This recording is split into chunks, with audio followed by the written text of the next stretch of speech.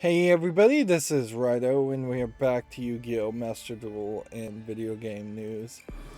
Uh, Starting a little later this Friday, which probably doesn't help any views on Friday, but the number of views on Fridays tend to be approaching zero anyways. Um, with my insomnia kind of having me sleep in two sections, like sleep for 4 hours at best, and then wake up and then fall asleep again. Um, there's definitely that that is definitely, I think, making it a little bit harder to get back into the habit of doing Nino Kuni um, footage. I am making some, certainly, and I definitely am not really enjoying it at this point. It's not really a standout JRPG or RPG in any ways. Um, but I don't think I'm particularly making as much footage as I would like to. I need to really make 8 hours a day worth of footage, ideally, and I'm probably making 5 hours a day in footage, 2.5 hour episodes. We don't have any solo, we don't have anything new in the shop. We could, if I need to, play Duel Live, or I could do that later, so at the moment we'll just jump into the ranked. I am seeing once again on this Friday that the frame drops uh, are high, and it seems very specifically a case that it just happens on the weekends. Um, yeah, I don't see any way that I would stick with the AT&T. They seem to have no backup servers that they can switch the network to when they want to work on things um, or change things, or they just seem to have no extra bandwidth at all. Like, it seems very specifically on the weekends that you get this just horrible bit rates, internet troubles. Yeah.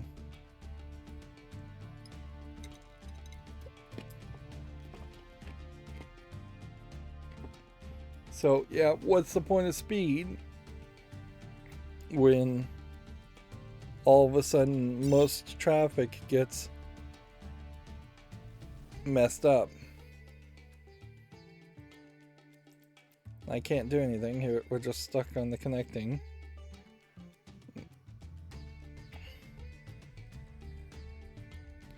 And so this is almost certainly going to be me surrendering in this case, which means I've just lost this game, and I don't have any way to stop myself from losing this game. And that doesn't seem fair. All because of a stupid internet service provider problem.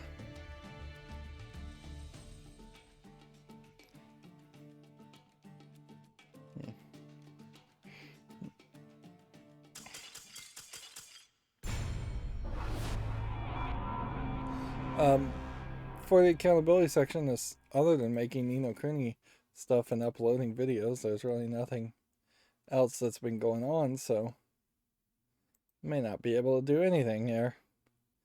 Alright, well, let's then very quickly jump from the accountability section to the news section, because there's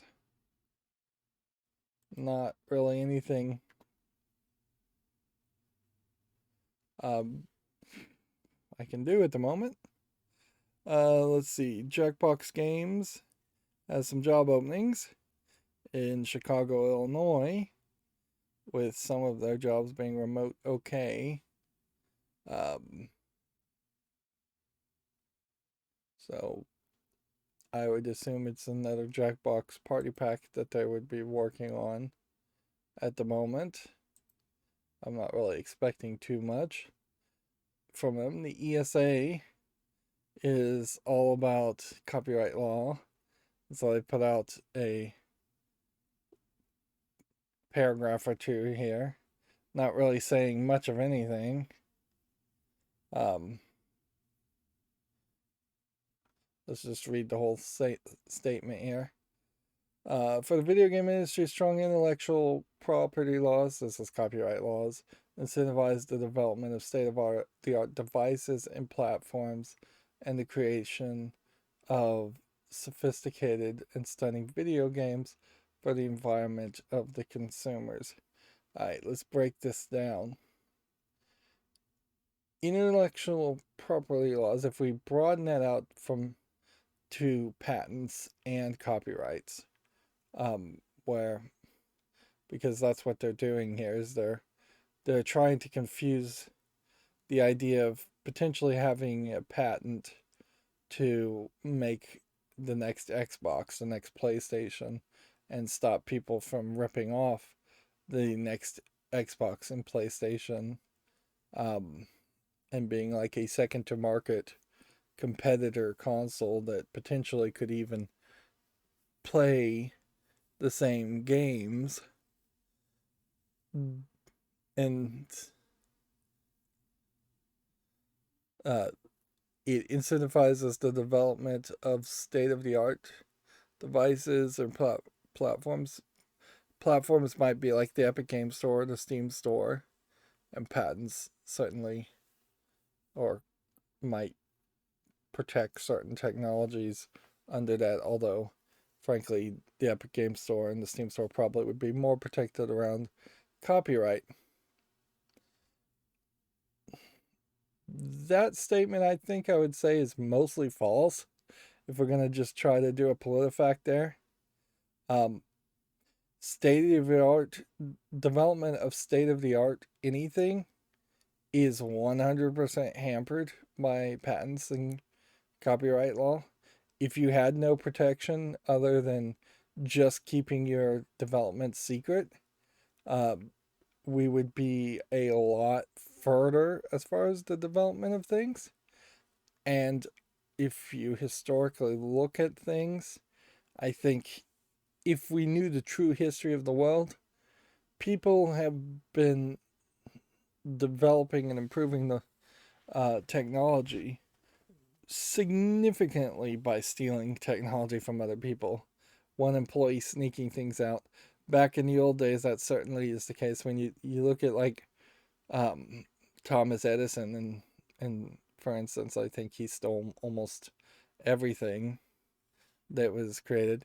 Uh, on a different level, almost all intellectual property is stolen from its actual creators, the employees that work for the people, um, without a fair compensation.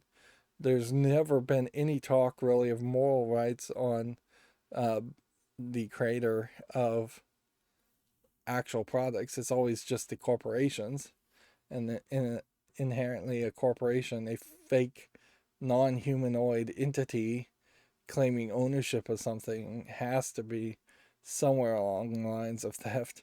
You're taking from a real human to give to a fake human. Uh, so yeah, that part I think 100% false. It's a statement without evidence, to say the least. And does it actually incentivize the development of sophisticated do IP laws, copyright laws, patent laws, things like that? Incentivize the creation of sophisticated and stunning video games for the enjoyment of the consumers? Well, no, that's 100% false too, because it is not for the enjoyment of the consumers. It is for the profits of the corporation.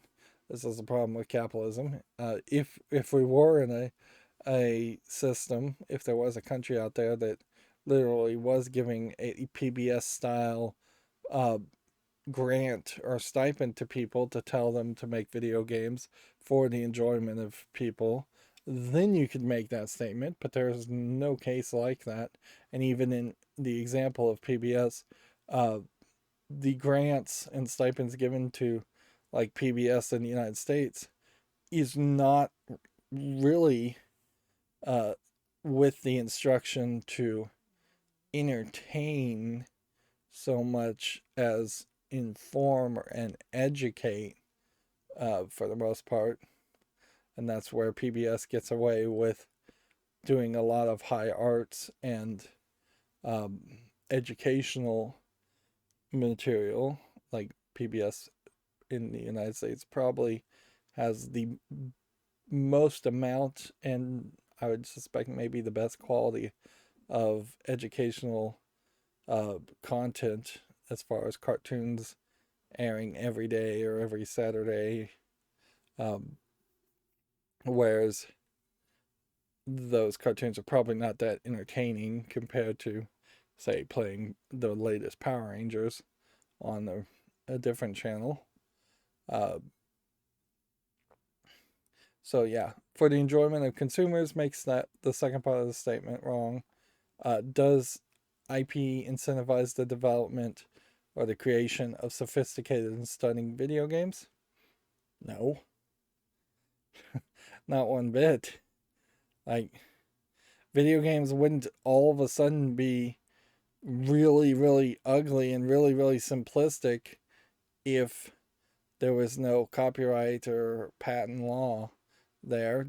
Again, patents have hurt video games, and video games would totally be more sophisticated without patents if video game mechanics weren't patentable. The graphics, as far as a video game, would not inherently be uglier um, because if copyright laws didn't exist. If anything, it'd almost certainly be better because in all the low effort asset flip garbage games, the games that look like they're done in MS Paint, if there was no copyright laws, if there was no patent laws protecting other creators' art, people would copy that and those games would look even better, which would maybe be a bad thing for many other reasons, um but yeah, this whole first sentence, not a single bit of it is actually true. And remember, the ESA is a lobbyist group, and lobbyists are effectively liars, paid liars to lie on behalf of corporations. The video game industry creates some of the best known, most compelling entertainment in the world. I mean, that's an opinion. You couldn't really prove that. You'd have to poll people. Um, Strong intellectual property laws anchored in the U.S. Constitution. And the ESA is a U.S. lobbying group, so almost certainly they would change this to a different constitution if they were a different country's lobbying group. Um, if anything, I'm sure the ESA would love to have intellectual property laws that are much more controlling, like in Japan. But what they want to do is they want to implement a world trade style law where um, every country can, by treaty, agree to follow every other country's uh, patent laws. And that was the whole uh, SOPA uh, law that they're still trying to sneak through Congress, even to this day, under different names.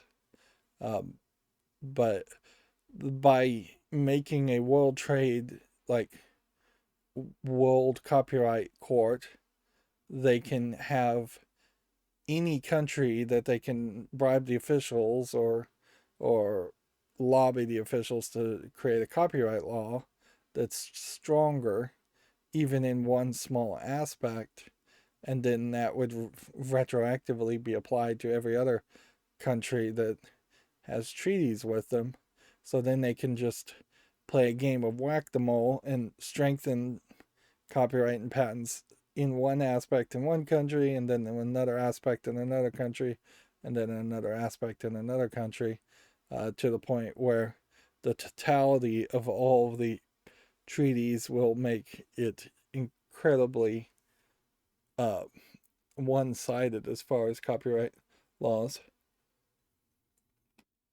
It's important to point out, too, that patent and copyright laws only benefit large corporations. They do not benefit creators equally. They really don't benefit creators much at all.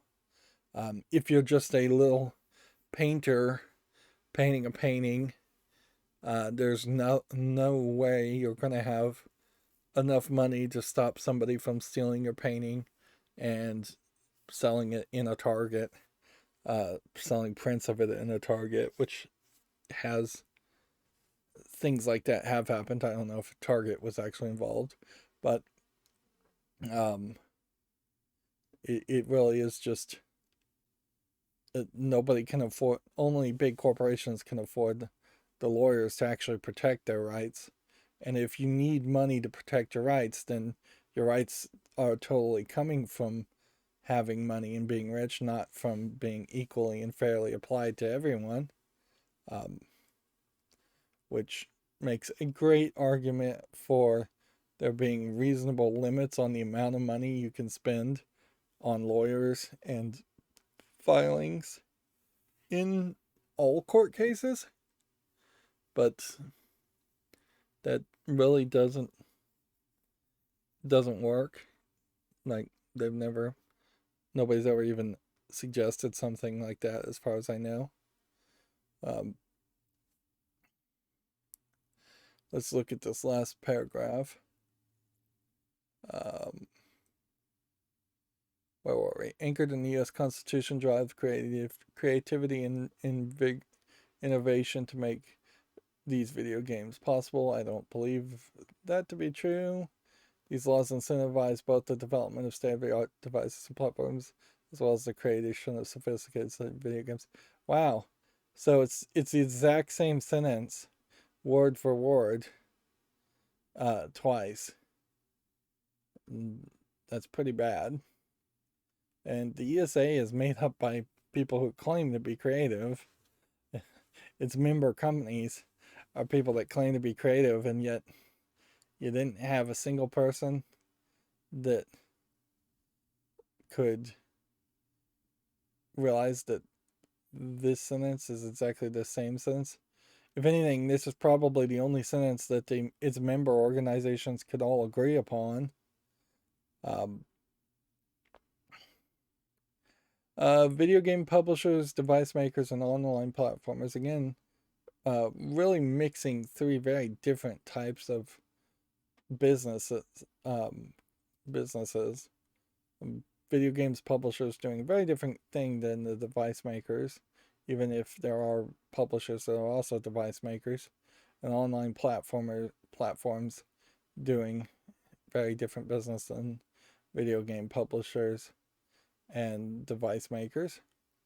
They rely on copyright, patent, and trademark law. Trademark, I guess, was the third one that they want to push, although trademark at a certain point, I think, is very rarely useful to video game businesses. Um, nothing. Trademark is just basically the Nintendo seal of approval, and that's about it. Um, if anything, if they got rid of copyright and patent and only forced people to rely on trademark laws, we probably would be much better off. And yeah, that would certainly be an interesting thought experiment if all companies simply could only trademark whatever they created and they had a right to let the consumer know that it actually was coming from that company. So Nintendo would have a Nintendo seal of approval, basically, and Sega would have one too, and Sony and Microsoft and every game company. And people couldn't just claim that this game was made by Nintendo. That is an example that I think most people could agree with. It gets way more complicated when you get into patents. Like if Nintendo owned a patent where pressing the A button caused the character to jump, and then nobody else could make a game where pressing the A button causes the character to jump, which a patent like that really shouldn't stand, but there are some very simplistic patents out there that do stand and have hurt the video game industry.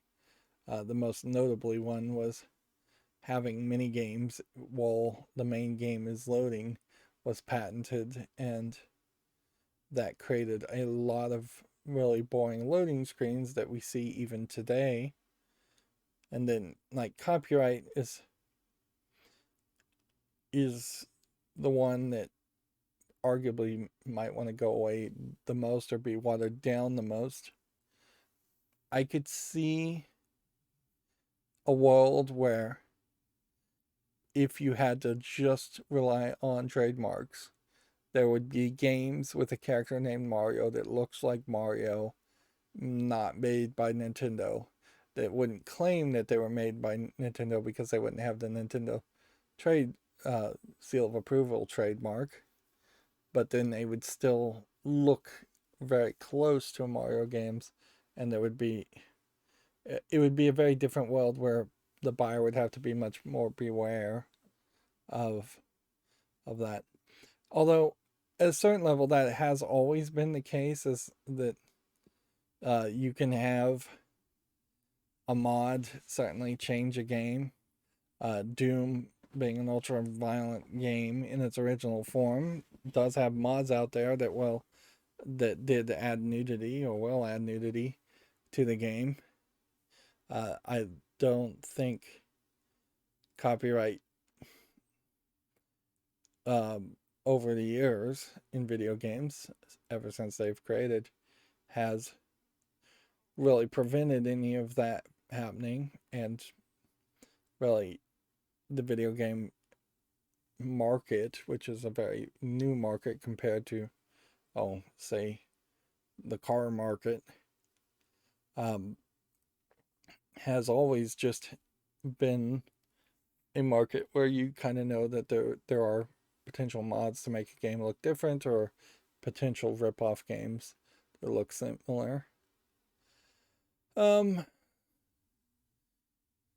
all those laws ensure players can seamlessly and securely play the games they love in their homes. Seamlessly has nothing to do with copyright patents or trademark laws.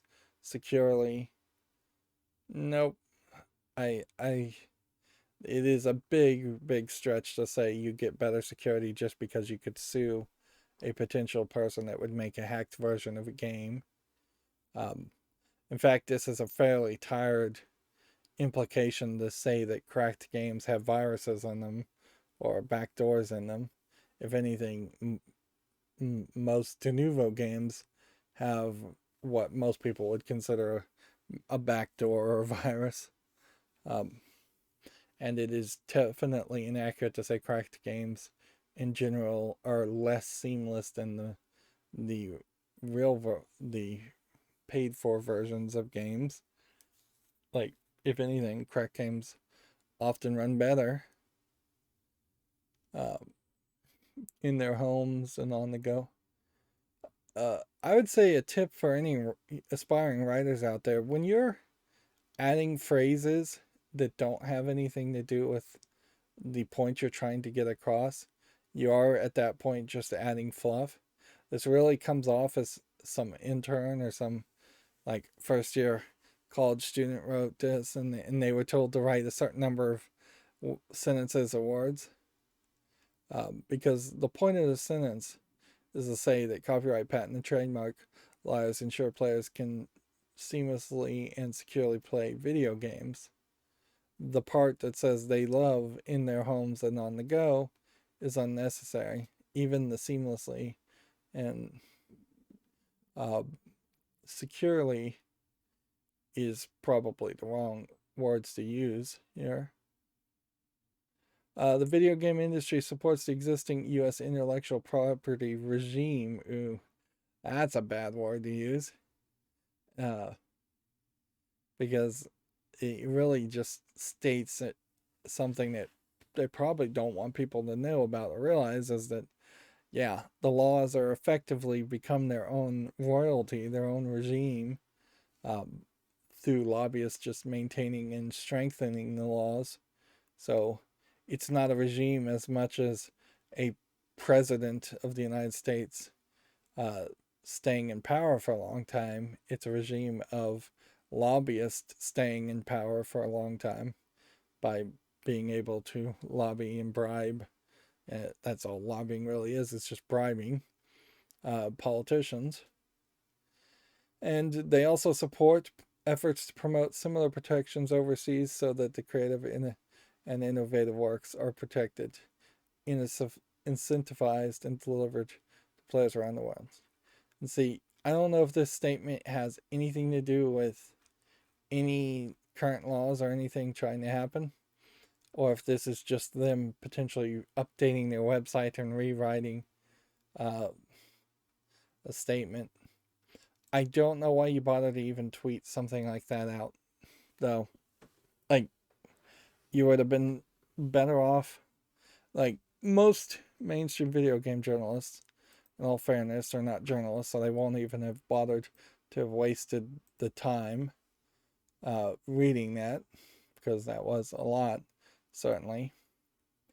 But it definitely doesn't come off as a consumer friendly message as much as they want it to feel like. It comes off as a really stupid sentiment. Yep. And kind of in a weird timing, too. Because it is right now the whole Pride Month. And so when the ESA tweeted this, they definitely reminded people that the ESA had changed its logo on Twitter to have a rainbow around it. So, yeah.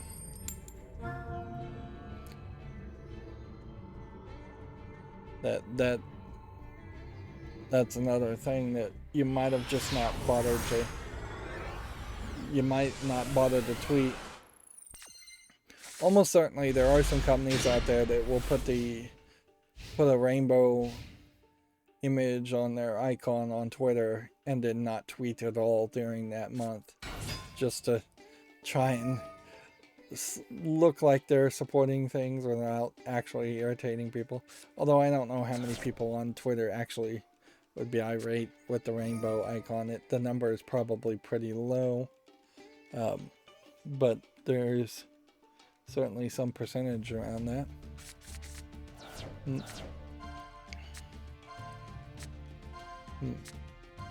A generic statement of support of the current laws, which it's very easy to say, yes, we support the current laws that we helped create, or the current laws that are in existence at the moment.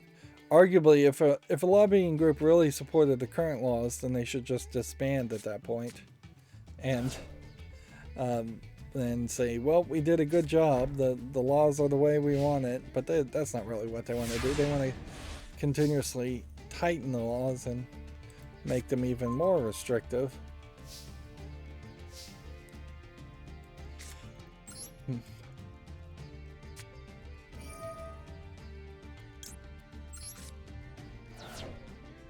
So, yeah. I don't know how you put that message out specifically, but I do know how you probably would make that page a lot better. You would have to, first of all, start with some definitions and actually be informative. Come from the assumption that parents or children might actually go to the ESA website because they're doing some kind of presentation, and it might help a lot for you to simply define what a copyright is, or what copyright law is, define what a trademark law is, what a patent law is, and go through those definitions to establish them, put some details as far as current trademark law is enforced by a Trademark Act of 1978 or whatever, whenever it actually was implemented or updated. You could certainly say it's in section 14.c of the Federal Criminal Code or something like that. Put in some fairly in-depth detail. Ooh, I should have gotten rid of that from the grave. I always thought about doing that too. But yeah, you could put some definitions there. Then you could come off more as saying it's our opinions. Our member groups believe that trademarks are essential because it helps us protect the consumer from being tricked. Give some actual examples. Make it a page that's more than just 2 paragraphs long. The internet is shockingly getting worse, just on the fact that actual substance on web pages is going down in favor of flash and just visual aspects that are unnecessary. And certainly when I'm talking about video game news, I have a whole bunch of elements on pages being blocked using uBlock Origin, specifically because there's just so much distraction and unnecessary elements on web pages. And that does then often highlight that there is very little being said. Here's an example of that. Here we have a Video Games Chronicle article, and if I was to turn off uBlock Origin, this is what that article looks like for the most part. By default, you have a huge header bar that could be useful. I still have some ads being blocked. You have a title, you have a sidebar, you have another sidebar, you have an unconnected video, which happens a lot. I need to keep playing, otherwise I'm gonna surrender.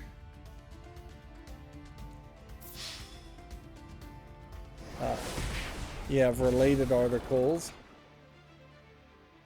then you have tags, then you have more articles, then you have functional cookie things, and then you have this huge bottom bar, which is unnecessary. Apparently, Video Games Chronicle is owned by... I wonder if this is recent merger or not. I didn't realize that Your Game or GameIndustry.biz and Rock Paper Shotgun and VG 24/7 are all apparently owned by the same company, even if they do have slightly different styles. So in comparison, when I block most of this, you can see the actual substance that I want to see is just a headline, maybe a couple sentences, and then maybe a paragraph or 2 or 3, often 1-sentence paragraphs, which aren't really paragraphs. This actual story says Ubisoft isn't planning to hold its own E3 styled showcase in June. The company's next major product showcase is planned for later this year, quote, where there is definitely a question to be asked as far as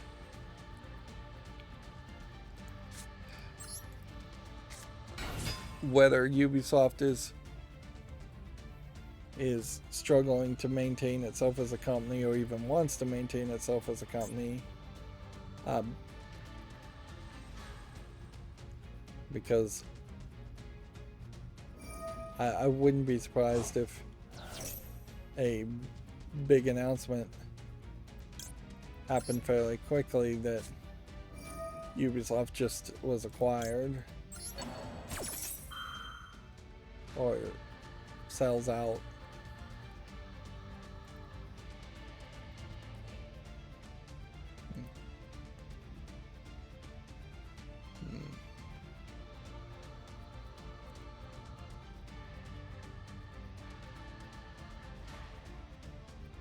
Let's see.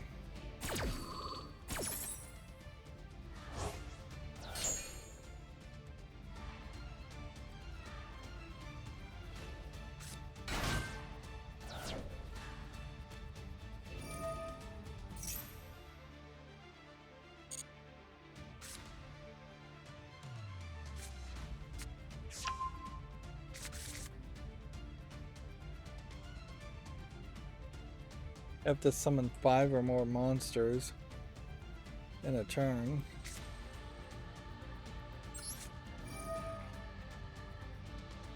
Yeah, the odds of that happening is too low.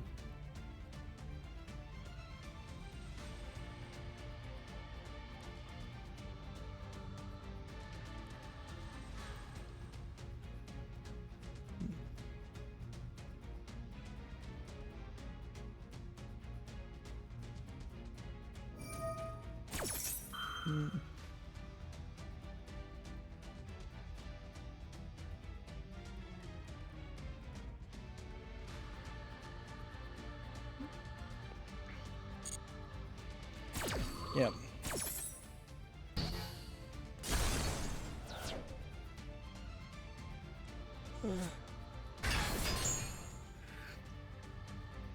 Yeah, I'm still yawning and still sleepy.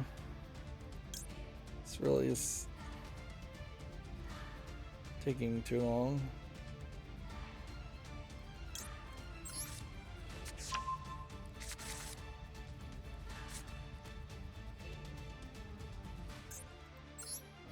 Let's see if this works.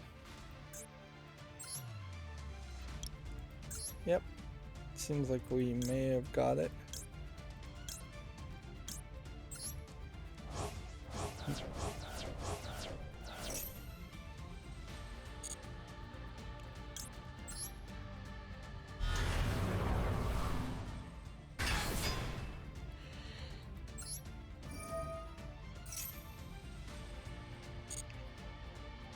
We kind of do have a fairly high amount of video game news to talk about today.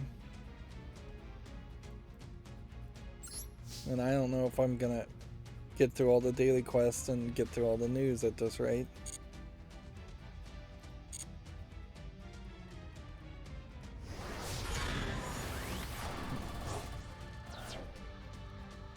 Okay. Continuously just attack these characters. I think I need to keep dragons out of the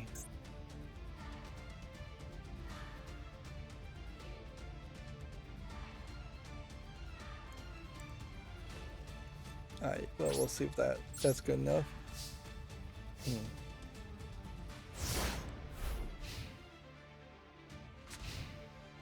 Let's see. Next Video Games Chronicle article is the second Call of Duty Warzone is reportedly in development. I think we've covered that several times. Japanese new PlayStation Plus confirms Resident Evil and Bethesda games, plus some 60Hz classics, which I don't think is giving us much of a different bit of information. There's a list here, and maybe this list is slightly different compared to the previous list.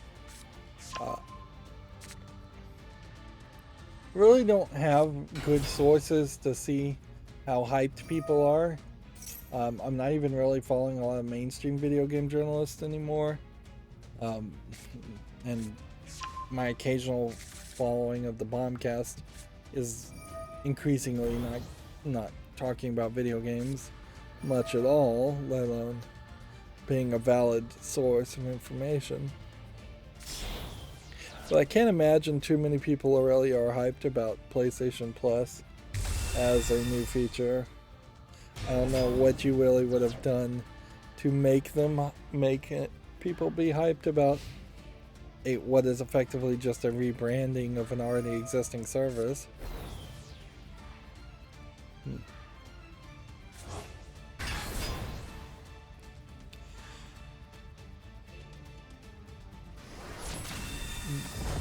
I was hoping that I could be able to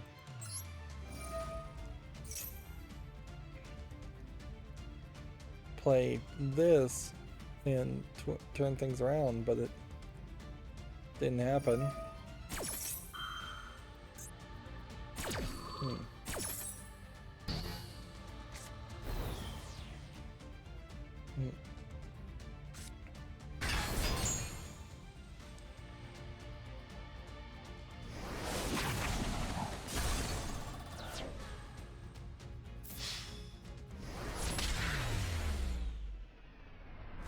No.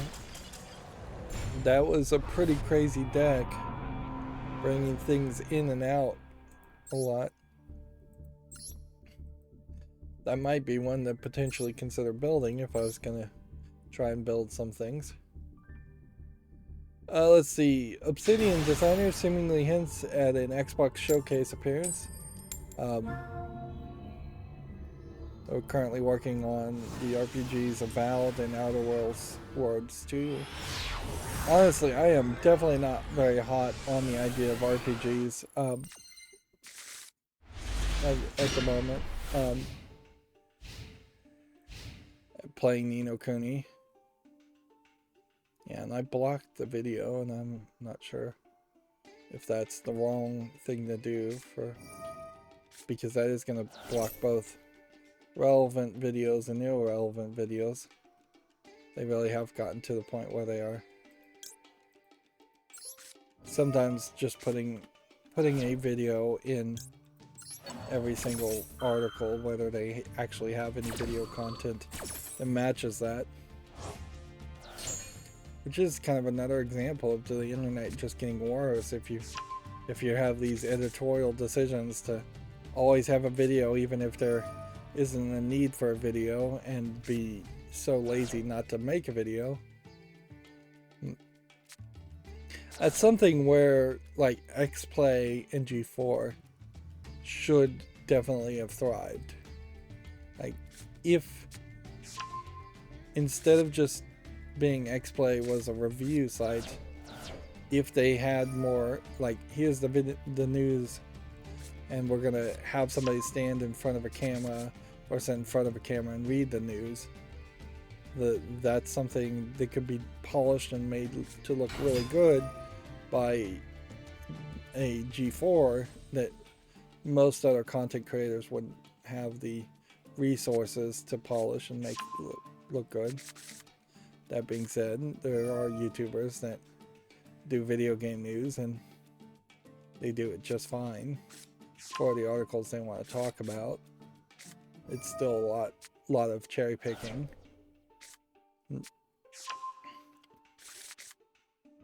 Sony had a state of play already, so this article is not really that useful. We'll talk about what they said in the state of play. I didn't really pay a lot of attention to it. Not really having a Sony PlayStation 5 or any interest in playing Sony games. I did get an email from Nintendo that they have taken notice that I haven't played the Nintendo Switch in a while, which is true. I don't know when I'll find some free time to play it. Wolfenstein: The New Order is the next Epic Games free game. Epic Games Store free game. Which, if anything, that is just continuously pointing out to me that I'm very far behind as far as playing relatively recent games.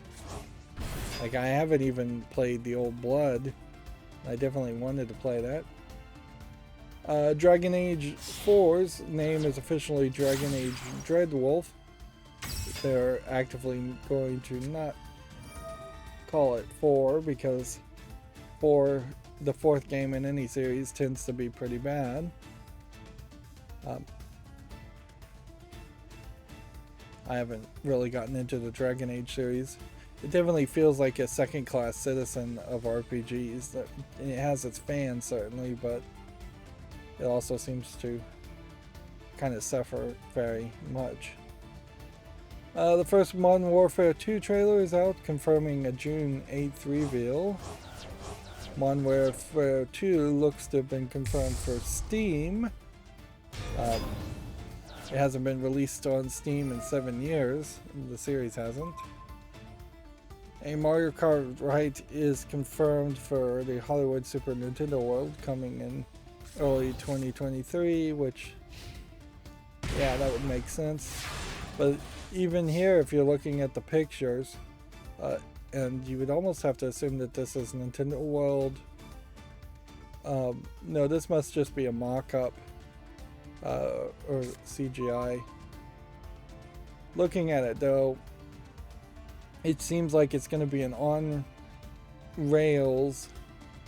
ride, and you're going to have controllers and maybe even 3D glasses or VR glasses. I doubt it actually is going to be VR glasses though.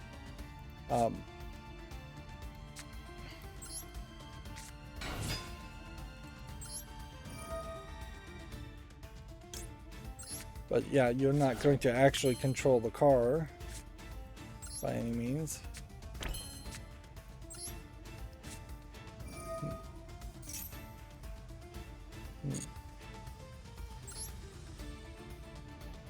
Let's see.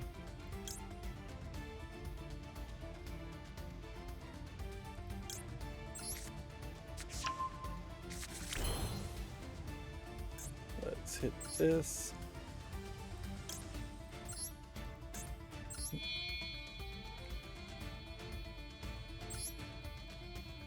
The only thing I suppose it really tells you that if the US Universal Studios Nintendo rides are going to include Mario Kart, that may just tell you that there's a slightly higher focus on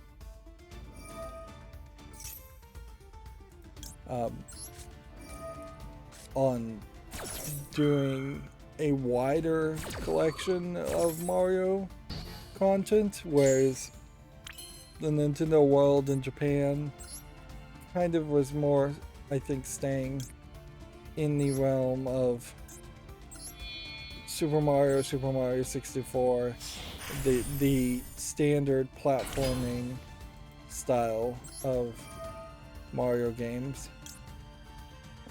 But they had little roller coasters too, and yep. I'm not really expecting a big amount of changes.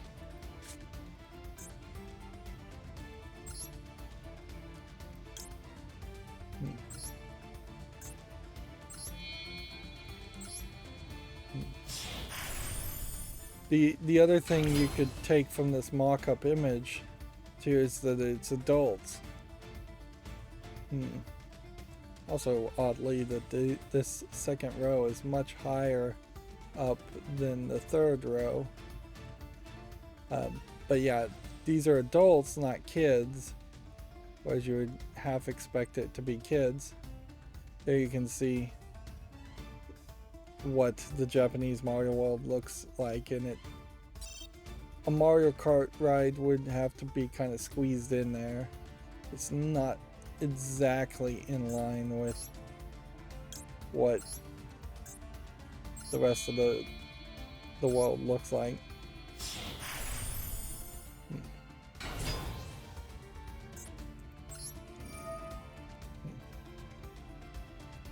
Let's see.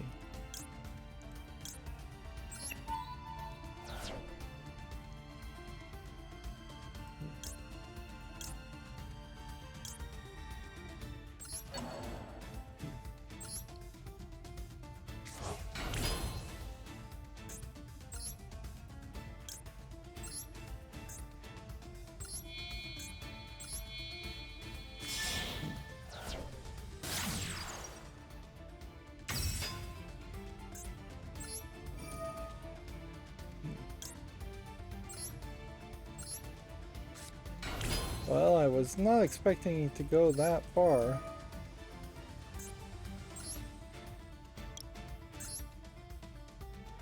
I will be darned.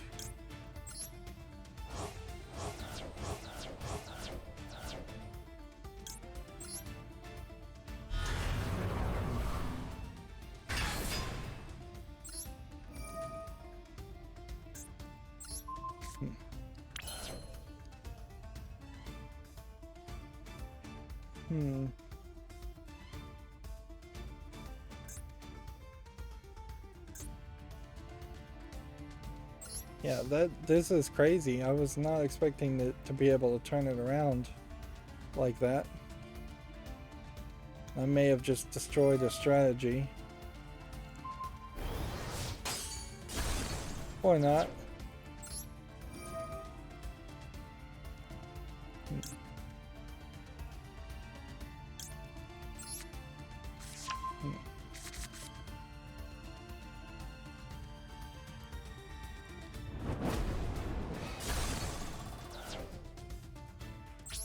Okay.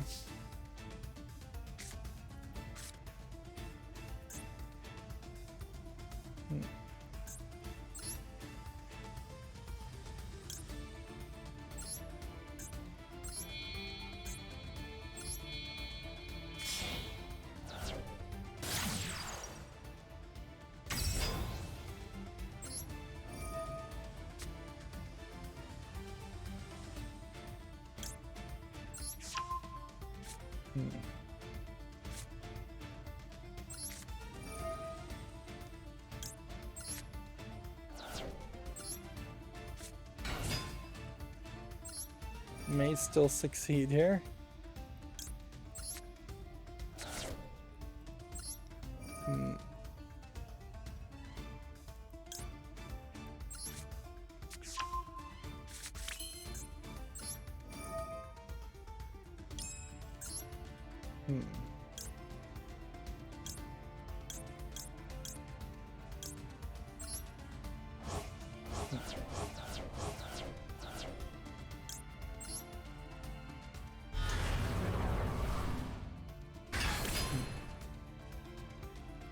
However, that did not activate that effect.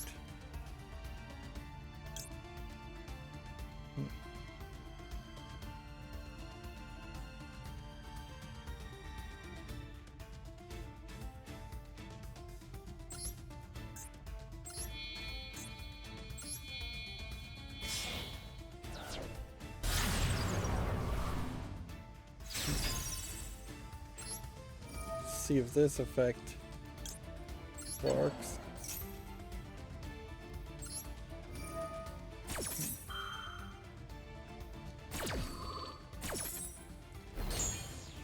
Oh, I'm definitely not moving fast enough.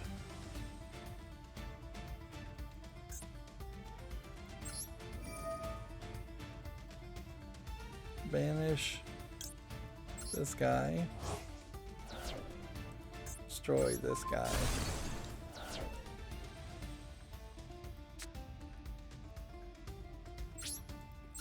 Yep. It took a long time, but I think I've won. Let's see. So Resident Evil 4 Remake has been finally made official. And in my opinion, I think what I've been saying is that you can't just remaster Resident Evil 4. It's got to be in the new engine. It's got to look considerably better than what you're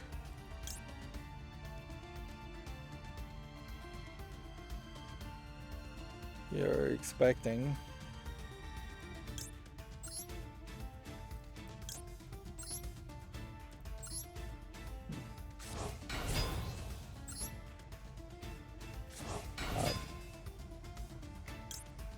And it does certainly seem like that is the direction they're going. Is that they are going to really make significant improvements because remember there is that whole fan project as far as the HD remaster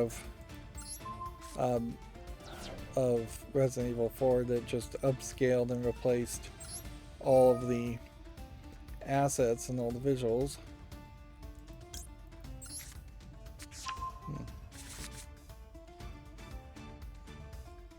So here we have some screenshots, and you can see, yeah, it is much more in line with Resident Evil Village, Resident Evil 7.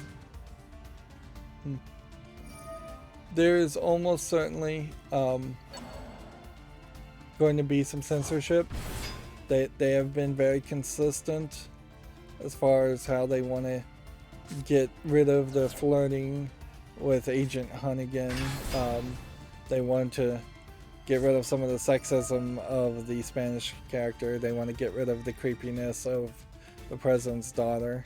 I wouldn't be surprised if Ashley is a completely different looking character in a completely different outfit. I honestly wouldn't be surprised if Ashley doesn't even really play a role in the game, which that would be a significant change.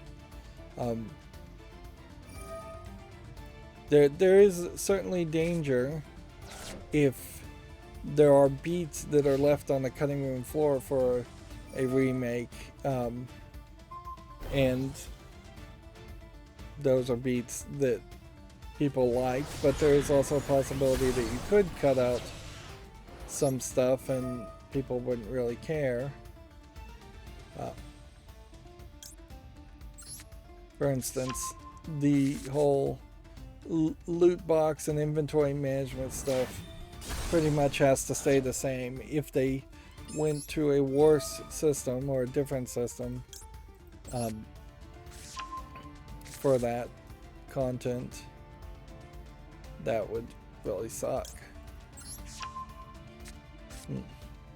But the times you play as Ashley, where she's just sneaking through a place and doesn't have a weapon, that content could probably be left. There's definitely some hallways and some encounters that could be left on the cutting room floor, and I don't think people would mind as much. I could see them even deciding to maybe get rid of some of the puzzle aspects and try to be more realistic that way. I think that would probably be a mistake. Like, Resident Evil 4 is a great example of Capcom being able to eat its cake and have it too, because they've had 15 years in which they've remastered and resold and ported Resident Evil 4, and there will always be other versions of Resident Evil 4 that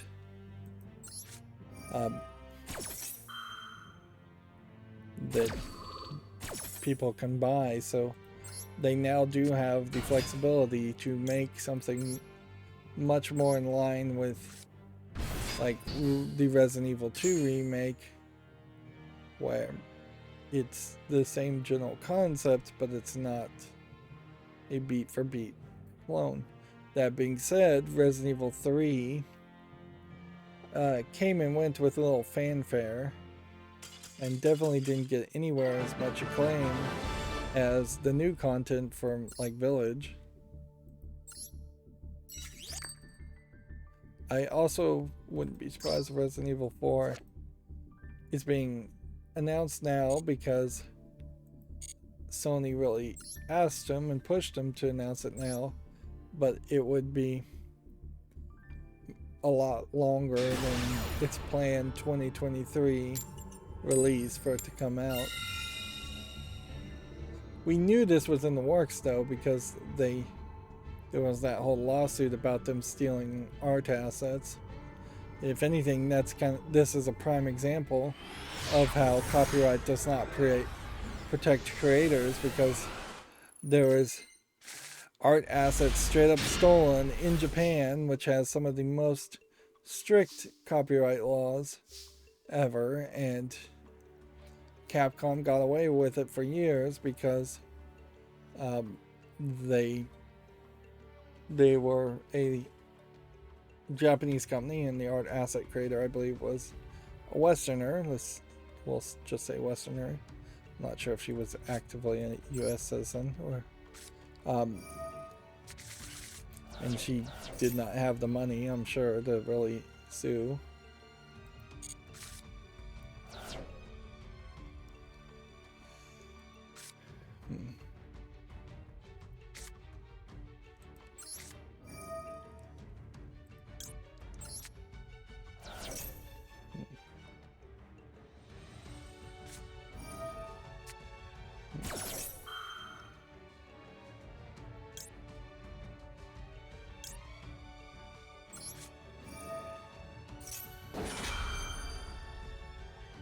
Let's see if this counters Max C.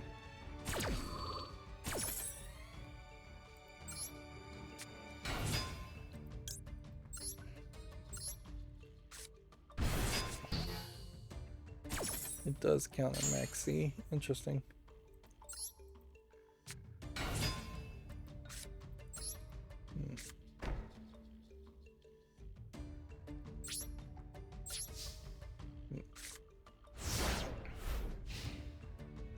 Let's see. Resident Evil Village has been confirmed for the PlayStation VR 2. No release date given. Which, yeah. I think they will try fairly hard to have a lot of, as big as they can get, ticket AAA type games on the PlayStation VR at launch, and then that will probably never happen ever again, as newer games will not be strong enough to be, not the PlayStation VR 2 will not be strong enough to handle newer games. Let's see, the Spider-Man and Miles Morales is officially coming to PC. So I assume that's the first Spider-Man game and then the quick sequel. The port will be handled by Nixxes and released in August. That's probably going to be a big deal, assuming they don't just really screw it up. And it is probably an example of how Sony is going to try and combat Microsoft, while not actually combating Microsoft, by expanding to PC, but then still not having games release on the Xbox. I don't think the Spider-Man games are on the Switch either. I don't think they'd work on the Switch. Assuming the port is good, that would be a big deal. There aren't, with the exception of the Lego Marvel games, there aren't really any Marvel games that are good on PC, and there barely are any good Marvel games in general. The Spider-Man games may be the only ones that have come out anytime recently.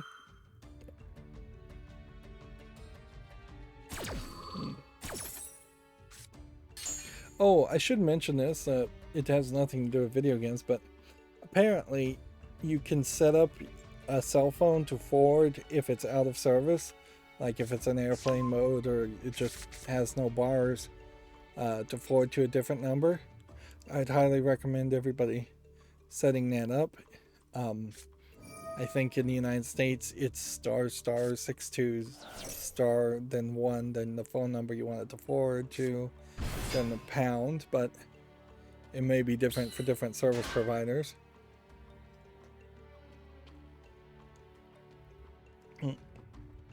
It's kind of crazy that I imagine there are several built-in telephony services that the phone companies don't bother to tell you exist or have you set up in the first place. It's really ridiculous.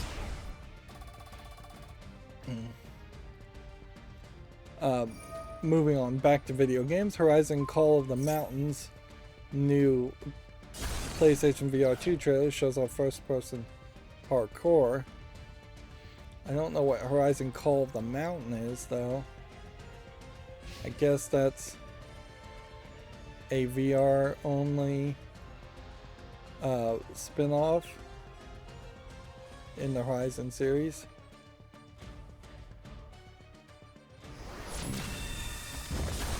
Are you even playing as the girl?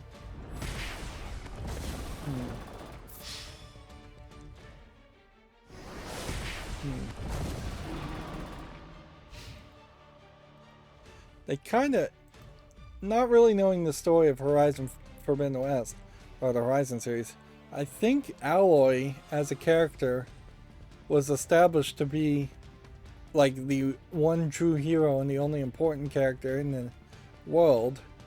And it definitely does not feel like you're playing as Alloy in this VR game.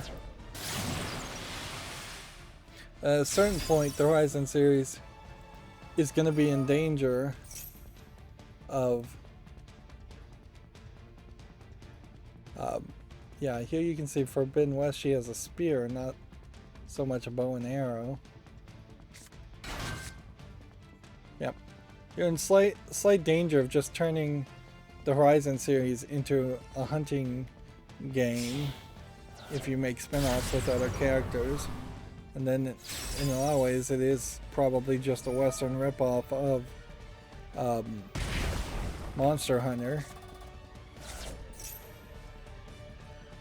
And I'm not sure there are enough gimmicks or any gimmicks left in Horizon that would make a good argument to play Horizon instead of Monster Hunter. Yeah, it would be practically a coin flip in my mind right now if tomorrow I had to start either playing Monster Hunter or Horizon. I'd probably choose Monster Hunter.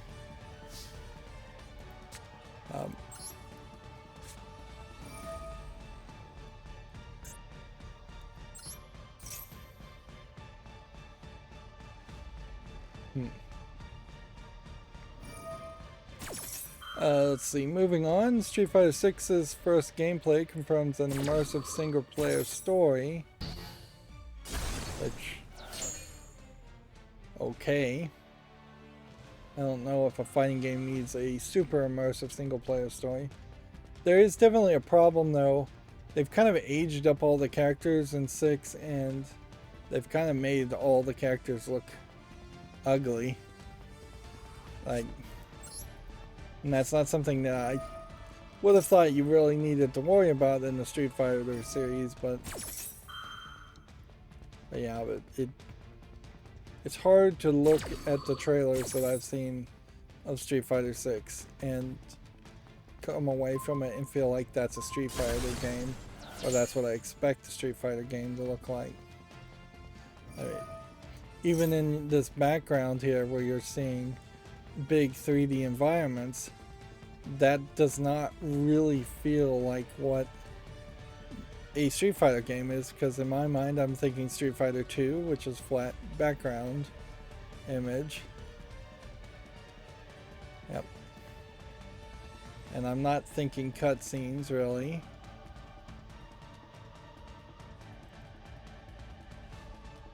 Not thinking 3D environments and running around talking to people. Yep.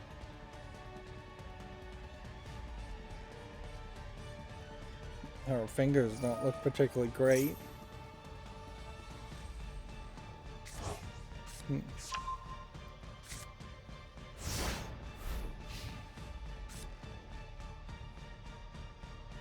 Yeah. I don't know why you're fighting people with boxes on their head.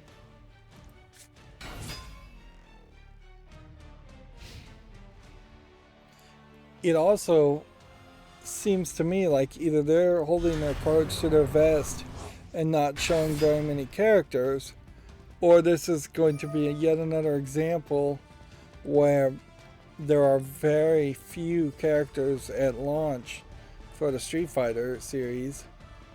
And then potentially DLC or updates later to add new characters, which I don't think that works for a fighting game. Yeah, looking at the background here, it is 3D environments where it feels like it really should just be flat 2D environments always. I will say, compared to the original teaser trailer, the logo's still here and still looks terrible. Compared to the original teaser trailer, the actual fight animation looks better because the original teaser trailer was showing a lot of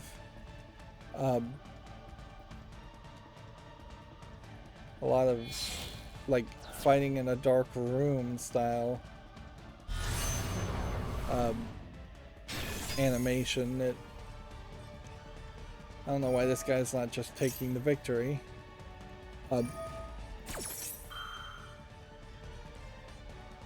Yeah.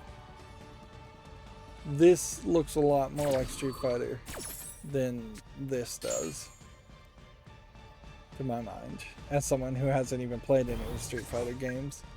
And at a certain level, I think that is probably a lot of your target audience, is that you want to bring in people who have heard of Street Fighter, because practically everybody has, but haven't played it.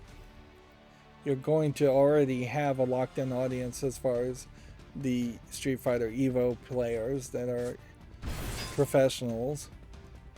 They're going to at least try the game. Let's see, moving on. Final Fantasy XVI returns with a new trailer and a 2023 release date. Trailer's not showing here. Maybe because I blocked the videos. I'll have to undo that.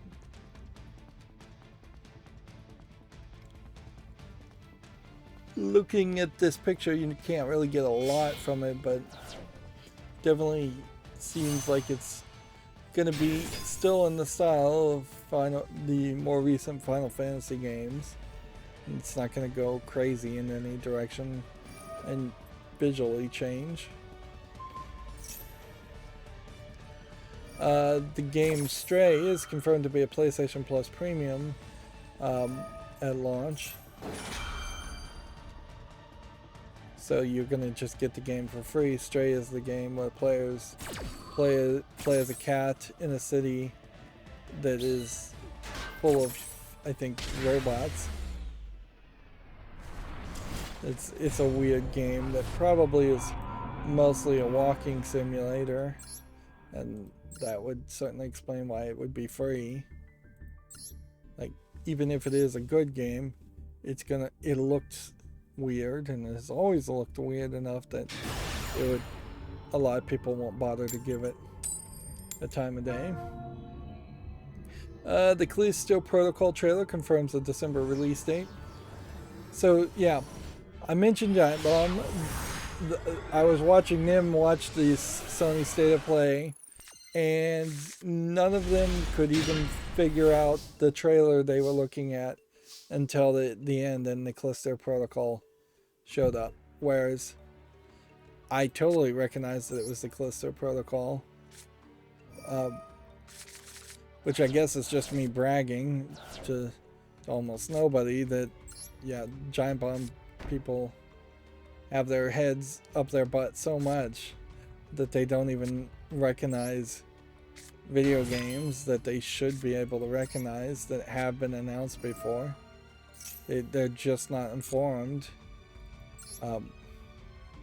For a website that pretends like it's still video game related, although at this point I don't even think they're really trying too hard to pretend like they're a video game related website.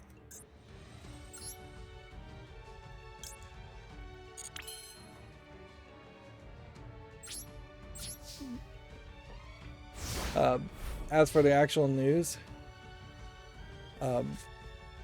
they put out a new trailer showing some more horrific elements.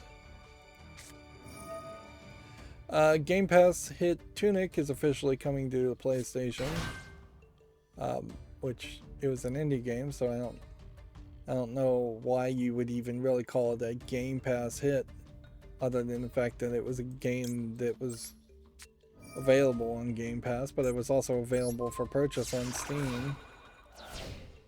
So it wasn't like it was a Game Pass exclusive. By the way, I do believe I heard Giant Bomb people say that they didn't even get to the end of Tunic, and yet they still sing its praises, which seems counterintuitive to say the least, that you would try to sing the praises of the game when it is announced for a new console, and then have previously admitted that you just got bored with the game and abandoned it.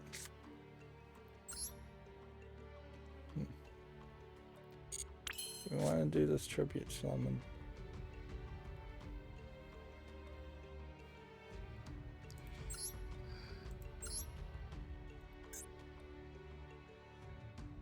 This is probably a mistake, but it'll be a fun one to make, I suppose.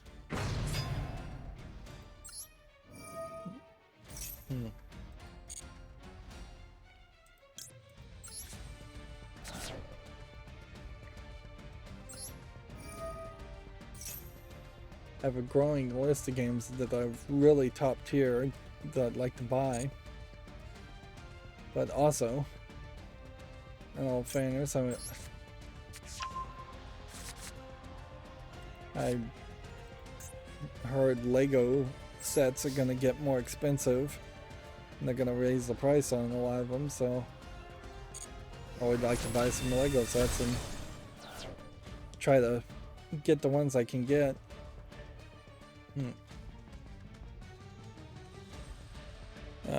I'm doing Lego a lot faster than I'm playing through video games, because video games are a lot longer. Moving on, 15 U.S. child advocacy groups have asked the FTC to investigate EA over loot boxes. It's kind of a shame that the U.S. has 15 separate child advocacy groups. Feels like there should just be one major one for specific, for just organizational savings there. I could see maybe an advocacy group around drugs, around guns, and around bullying, around violence, and maybe that's how it all breaks down, as each one has a slightly different focus. But arguably, even those groups should be mixed together. Yeah.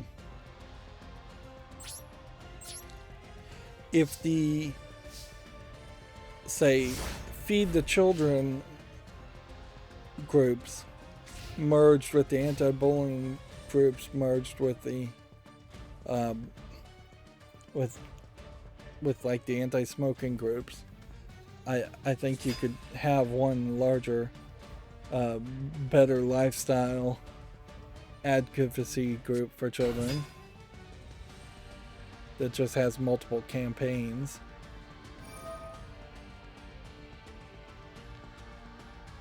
Of course, that's not how it works. Each one of those groups has its board members that get paid a lot of money out from the donations to often accomplish very little.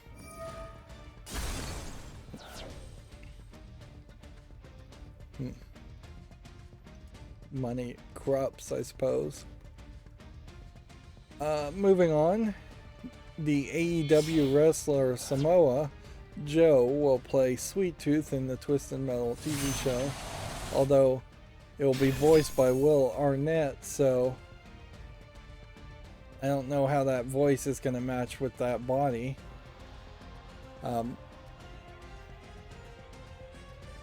And yeah, Samoa Joe is a little bit rounder and fatter than I feel like Sweet Tooth looks in the game, but because you can see Sweet Tooth here has a kind of unrealistic build, but at a certain point you can't just hire The Rock to play every single role, and The Rock is about the only person that would have that build. most bodybuilders and weightlifters are going to be more like this. Whereas The Rock is all about making himself look good. It's more muscle building, in my opinion. His his workout style is muscle toning instead of muscle building.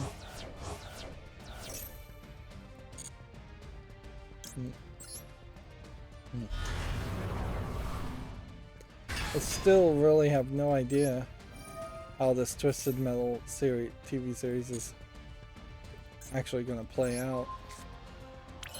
It feels like there's a fairly high chance it's not going to work.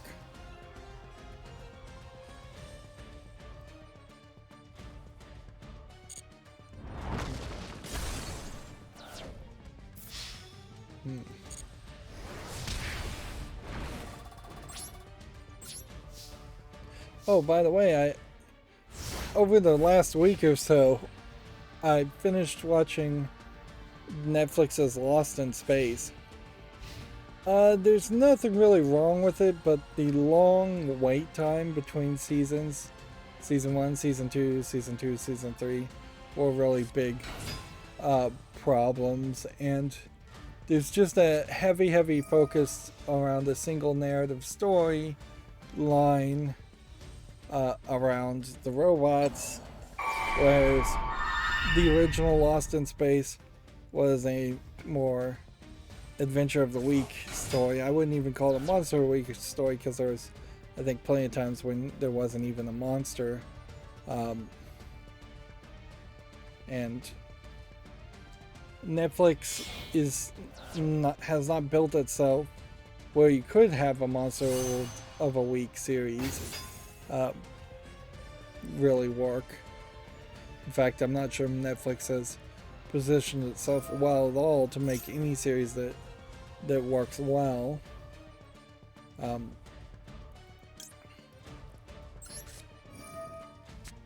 So yeah, it's fine that there is a big kind of like age jump of the kid characters, and the series is really more around the 3 kid characters than the 2 parent characters of the Robinson family. And so in the 3rd season, when they've hit growth spurts and it's a year later, that's a little weird.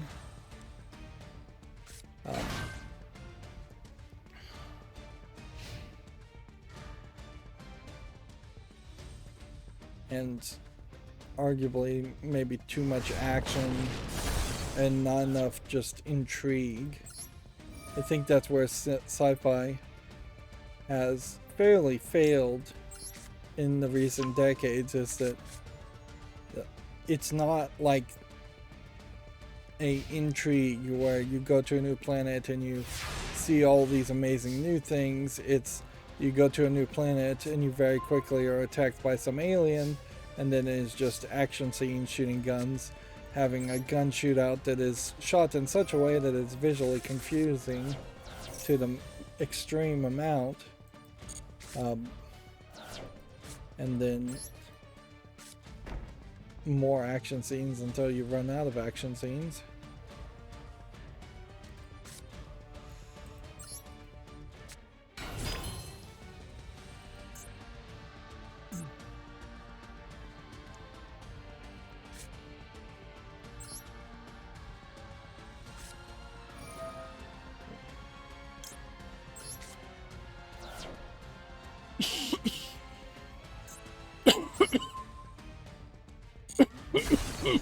Excuse me.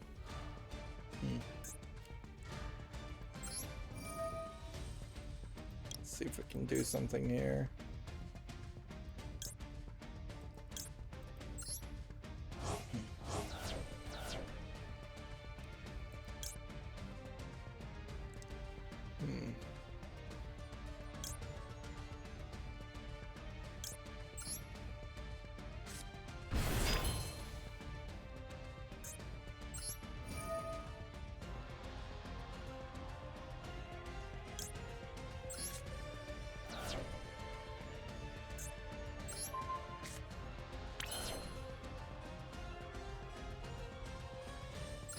try this.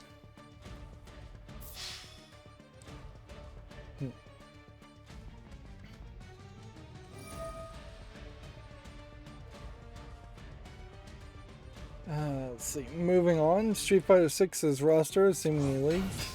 Character art for 22 fighters is surfaced online. 22 fighters is a decent starting number compared to the teaser, which is really only showing 4 fighters. Which also, I suppose that implies that we will potentially get teasers that they'll have 4 more fighters multiple times until we get to 22.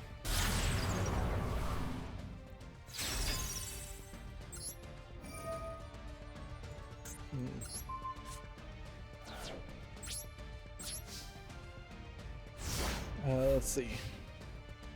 Mario Strikers Battle League's online multiplayer demo kicks off this weekend if you want to check that out. Sega has announced a Mega Drive Mini 2, including a Mega CD games, which we kind of knew that was going to happen. It is a little bit weird, though, that they are doing that in the middle of a chip shortage and a pandemic where it's been fairly difficult to get anything produced.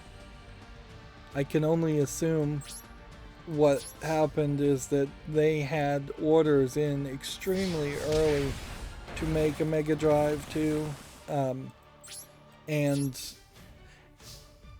it finally is getting done now. If they had ordered it right after the first Mega Drive came out, I wouldn't be surprised.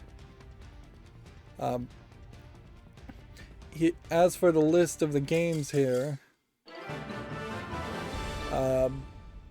Sonic CD I recognize, and nothing else.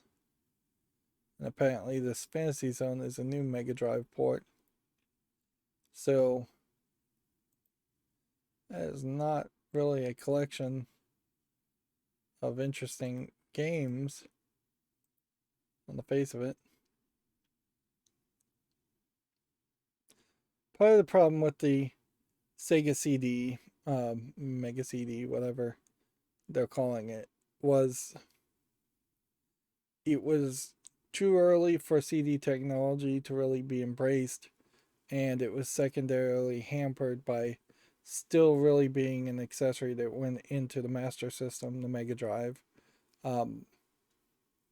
So it was a expensive add-on to an already existing expensive console. You can see that the quality of these games as they're being shown is not what you would not PlayStation 1 quality, which would be your closest comparison. These aren't games that look like they actually need to be on CD. Of course, CDs don't hold anywhere as much space as you might think, because it's easy to forget that we have gone from CD to like double density CDs, triple density, quadruple density CDs, DVDs, double density DVDs, Blu-rays, double density Blu-rays. So what looks like a disc has improved significantly several times.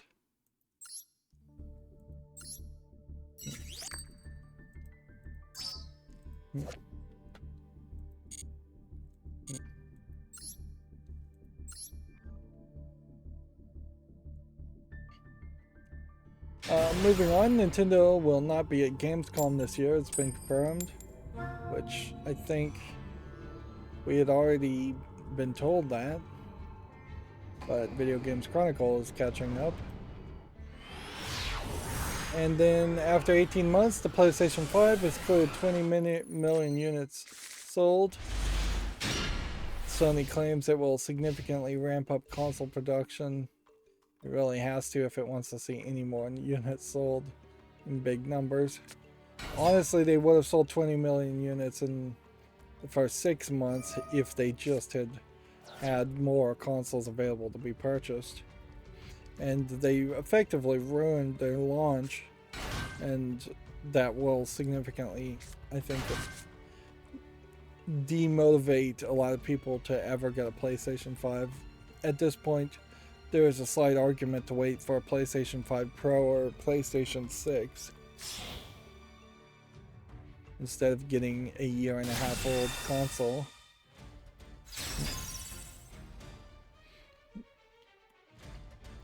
Let's see. Gematsu articles now. Alcat Games announces a CRPG Warhammer 40k Rogue Trader for consoles and PC. Let's see. Kind of looks like an XCOM game. We don't have time to watch all the trailers. Let's see. The PlayStation Plus Japanese lineup. We already talked about. Spark the Electric Jester story and gameplay trailer. Spark the Electric Jester 3 story and gameplay trailer is available if you want to check that out. Grand Blue Fantasy Versus update 2.80 launches June 3rd with a new game mechanics trailer. I assume new game mechanics means you can start the game all over again. Famitsu sales have been updated. Radiant Tail taking the 4th spot, new. Nintendo Switch Sports taking the number 1 spot.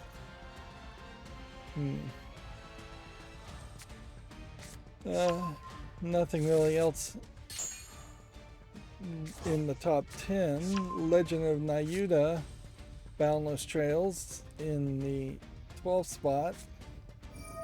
And then the Pac-Man Museum Plus in the 17th spot, which is to show that there isn't even in Japan that much interest in once again buying Pac-Man.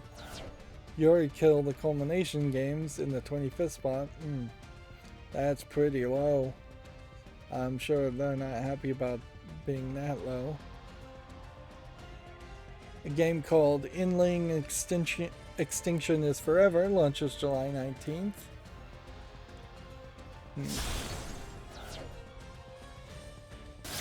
A first-person horror game, Sharon's Staircase, is coming to basically everything in October. Let's see. This is the first I've heard of this game, so I do kind of want to see this teaser trailer.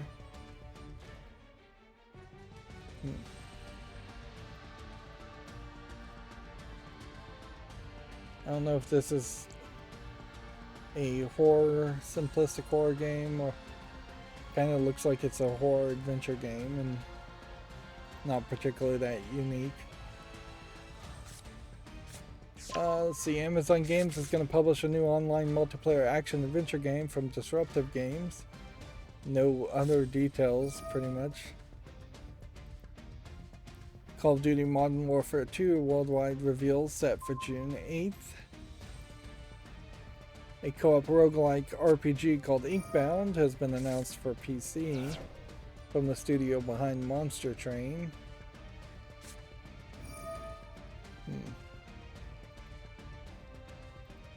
Another teaser trailer. Diablo Immortal is out on Android phones. I have half a mind to try and play it just for a second and just to get a feel for it. But I also think the game is totally full of microtransactions and not the Diablo game anybody really cares about. We already talked about the next Dragon Age game being Dragon Age Dreadwolf. I already talked about the Resident Evil 4 remake. It is coming out for current gen consoles, I guess, and PC.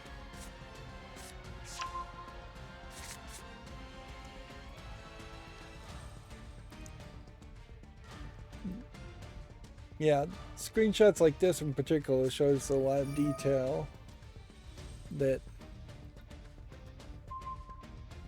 so here we can see a Ashley character and even in looking at her picture, her cheeks are a little bit fatter. She's more drawn out. She looks older than the way she really looked in the original game. So they may just age her up a bit instead of her being an 18-year-old or however old she was. They may just make her like a 25-year-old and be done with it.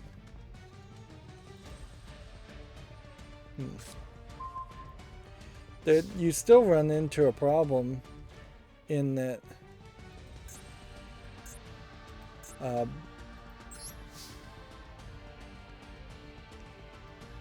Leon S. Kennedy himself is a too young of a character to be the person sent off to rescue the president's daughter. That really would be, if the president had a daughter and they were kidnapped, it would be SEAL Team 6 sent to go return her in collaboration with Secret Service teams of very well-trained large groups of people.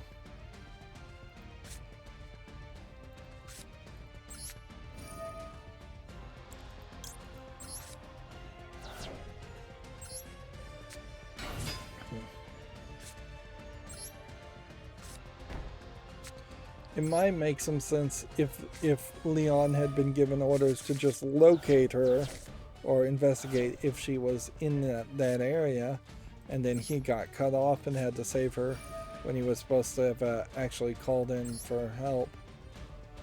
I guess that would have then made some sense.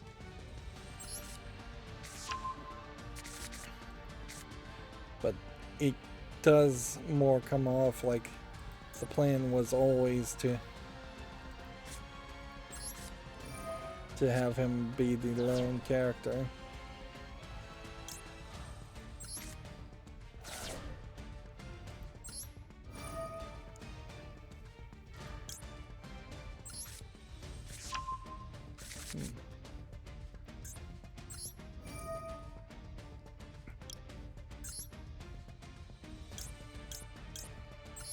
See if this gets me high enough.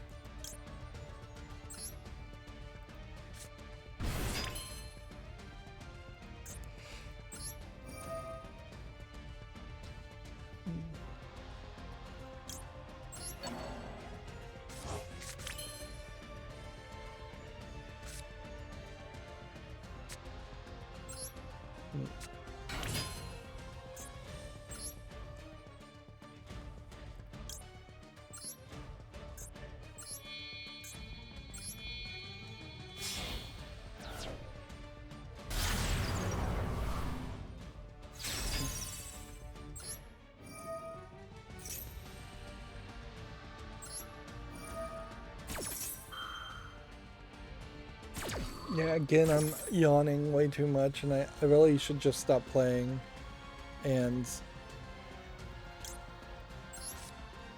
go back to sleep. Like,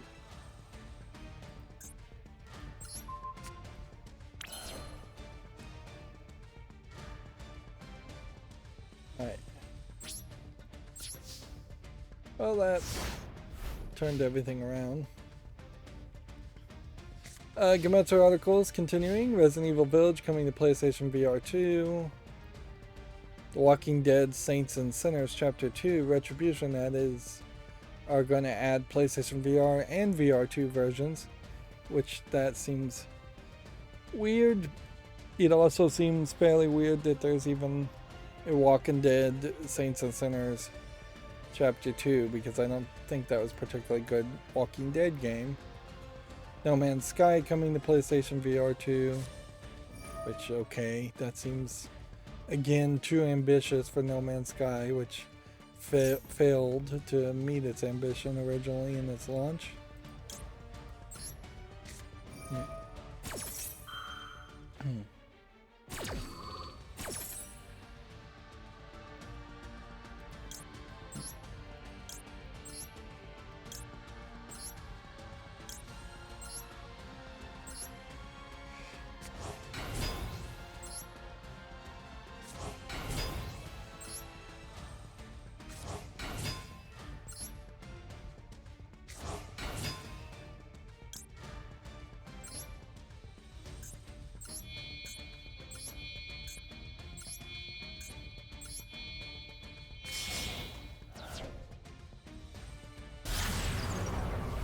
And I really am just getting really sleepy here.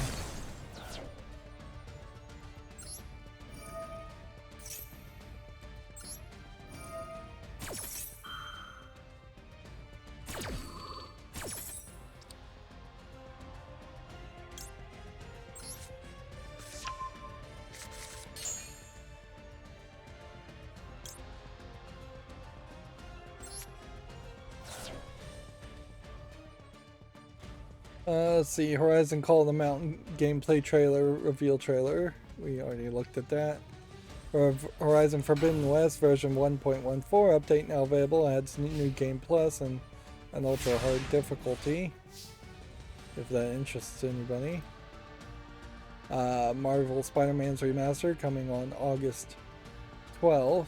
And then Spider-Man Miles Morales in the fall. Stray launches July 19th.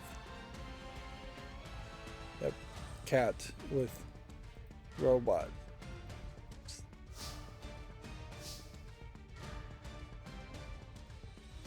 Callisto Protocol launches December 2nd for basically everything. Private Division and Roll 7 announced a third-person action shooter called Roller Drone for PS5, PS4, and PC. Seems like it's some kind of roller skate game with a kind of comic booky art style, I would guess. Maybe that's what you call it.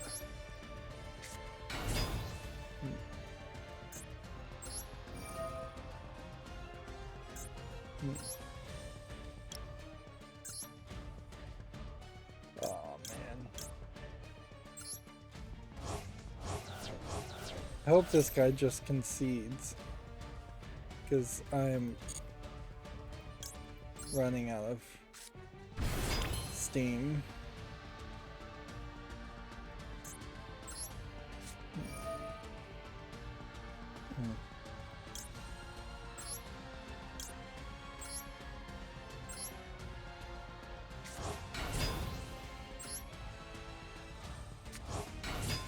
Yeah, I'm totally running out of steam. I don't think I can even potentially finish this one game, let alone get through all the news.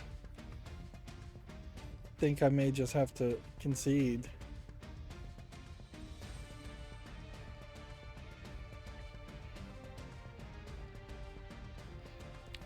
And I really don't know what to do about it. 5-hour energy drink, for instance, is like the only thing that's ever worked on me to keep me awake, and it barely does that, and it's $2.50 a bottle. It is also incredibly unhealthy, and I wouldn't recommend it for anybody.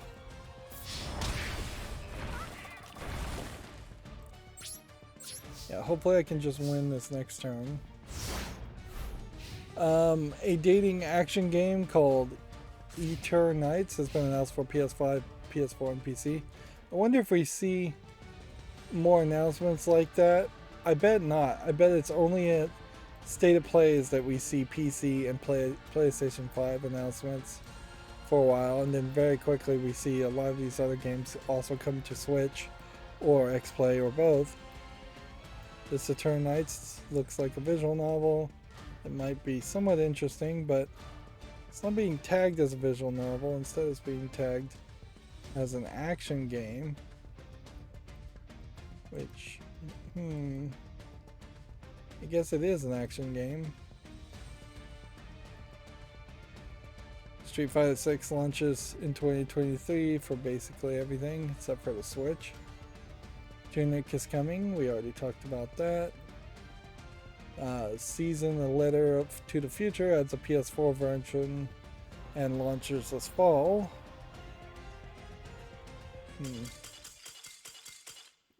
Final Fantasy 16 launches in 2023 and has a new trailer. DNF Duel has a launch trailer. Dragon Ball Xenoverse 2 has a character named Dispo trailer.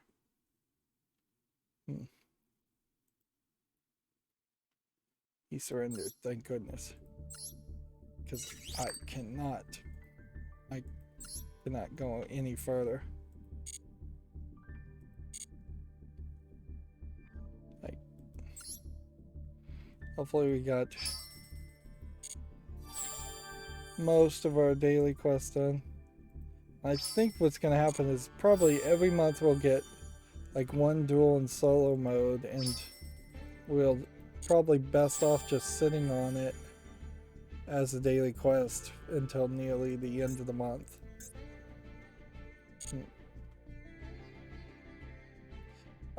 Let's see, Street Fighter 6 artwork of 22 playable characters leaked. Here you can see them, not particularly that big, but a lot of these characters definitely are from previous Street Fighter games, and they are drawn in the flat 2D animation style, so there really is no telling what they'll actually look like. Although you can kind of tell some changes are going to be made, and very possibly for the worst. There's bigger versions of it.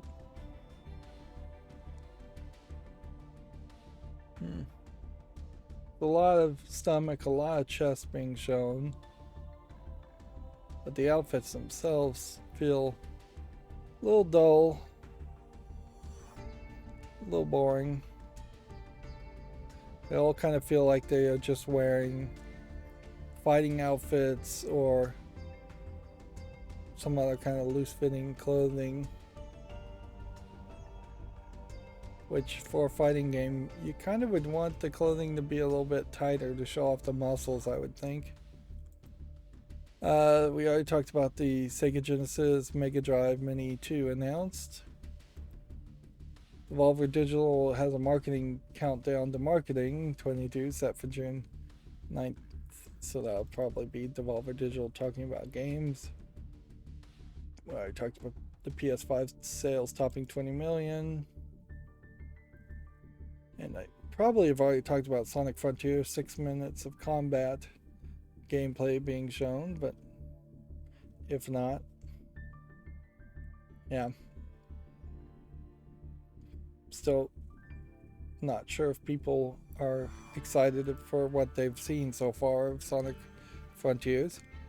Post Void for the PS5, PS4, and Switch launches July 21st. I don't know what kind of game this is. They say it's a first-person shooter. And then Session Skate Sim launches September 22nd. And then let's burn through some of these games, but not all of these games on Steam that have come out. Here we have a Pretty Girls Escape from Zoo Corporation, which means it probably doesn't have nudity, maybe some lewd outfits. Yeah, Zoo Corporation is more of a tease for its Pretty Girls series, which I guess there's room enough for one company to make that kind of game for, I guess, all the horny teenagers out there that would get in trouble if they bought something that was actually adults only. Super Perils of Baking looks like it might be something, so I'll put that on the follow list. Dreamwalk Montage is just a mobile game, so no. Zombie Scream might be something, probably isn't, but I'll give it a follow. Kaiju is some weird rhythm visualization software, so no.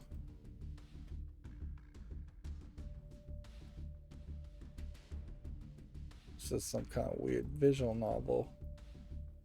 Might be something, so I'll give it a follow. Spear DX we can say no to. Nodes.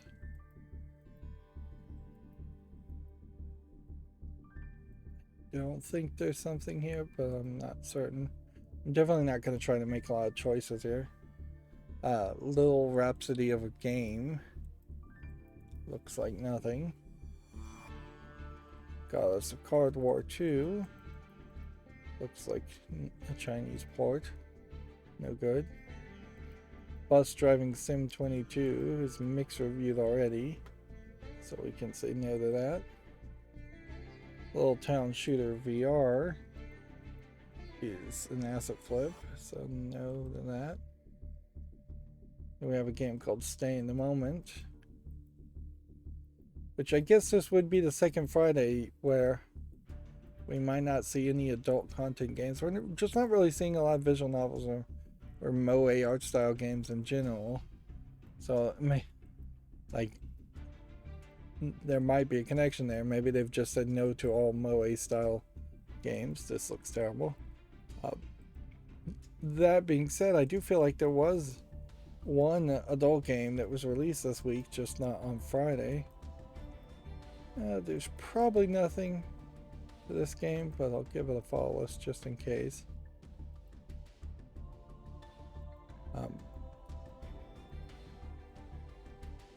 I kind of know that there has to be more adult games getting made and more adult games that would like to be on Steam, but I'll give this a follow. Yeah, we're not seeing a lot of them. I think we can say no to this puzzle game, but I'm not even gonna bother to try to make a decision. Empire Dukes of the Far Frontier. Might be something here.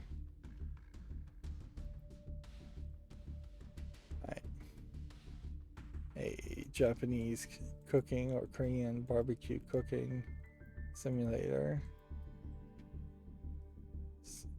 That's going to be a no. I don't know why you'd want to simulate cooking or eating food. That's going to be a no. On Table is a low effort VR game. Transit seems to be just driving around.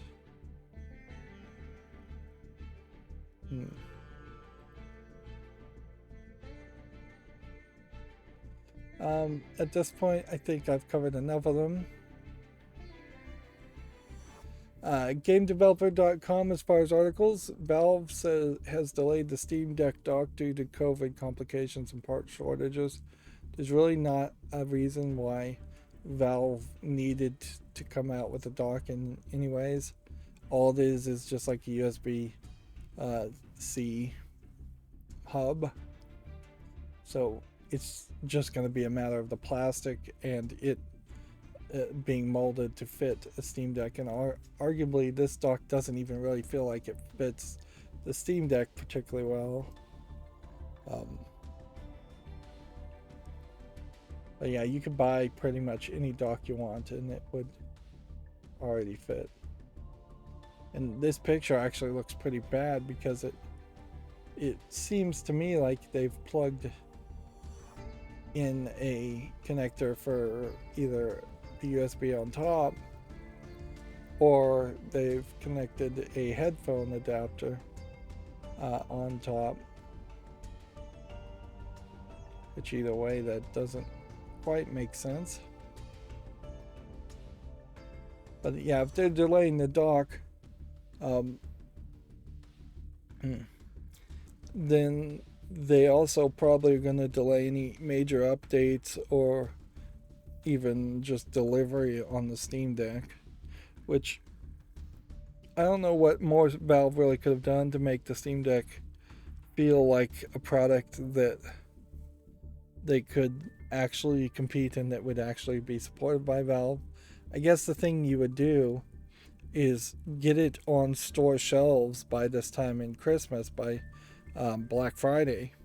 If all of a sudden Valve says, hey, we're going to put this on store shelves for you to buy, instead of having to order it, we'll put the cheapest version of the system there on Walmart shelves. That would be potentially a game changer.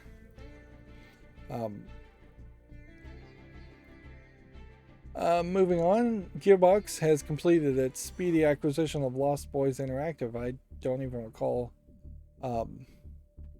them saying they had acquired that. And at a certain point, this is Gearbox acquiring a company on behalf of the Embracer Group, who is the parent company of Gearbox. I don't know what Lost Boys Interactive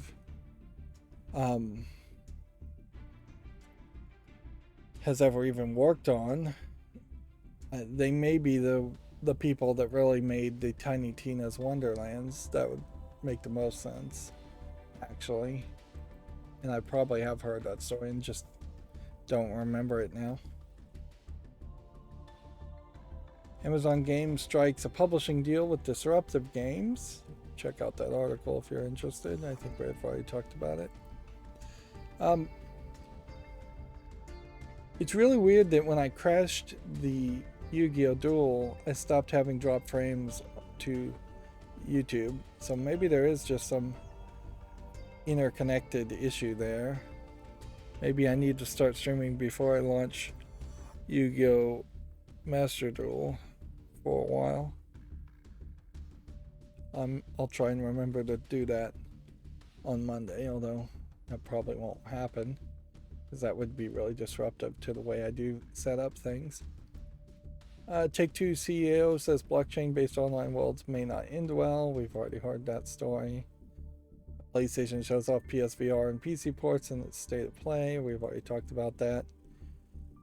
EA made their statement in support of trans rights after the employee threatened to do a walkout. And yet, still, you can see GameDeveloper.com is still not really happy, and now they're just pushing for abortion,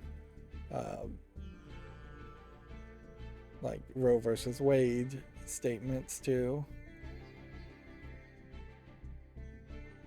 Yeah. Which, yeah, that's certainly a problem. You capitulate to one thing, and then you're just going to have to keep on capitulating.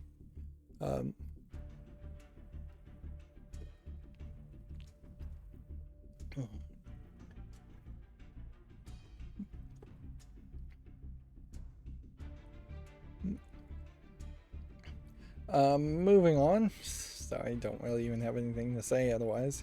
I would go on a rant if I was more awake, potentially, but I don't have the energy. They have an obituary for the game developer Andrew Thomas. I don't know what game he worked on, though. He worked on an arena shooter called Shilagala, I've never heard of, and a bounce board rolling game called Roll Control.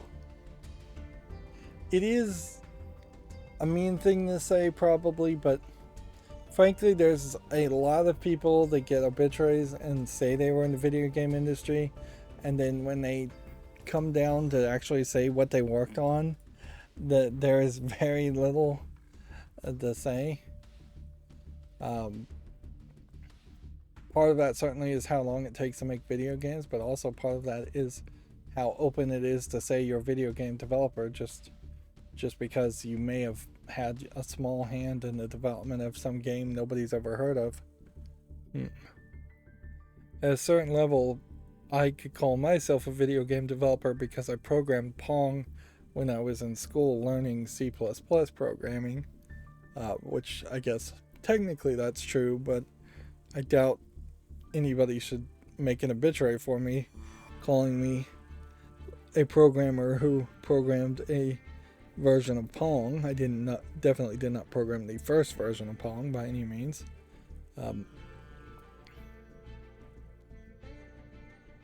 Let's see. Spider-Man series has passed 33 million sold, which if you subtract the 20 million units for the PlayStation 5, that tells you that at minimum there are 13 million were sold for the PS4. Arguably, I probably could look back to older articles and find that considerably more than 13 million were sold for the PS4.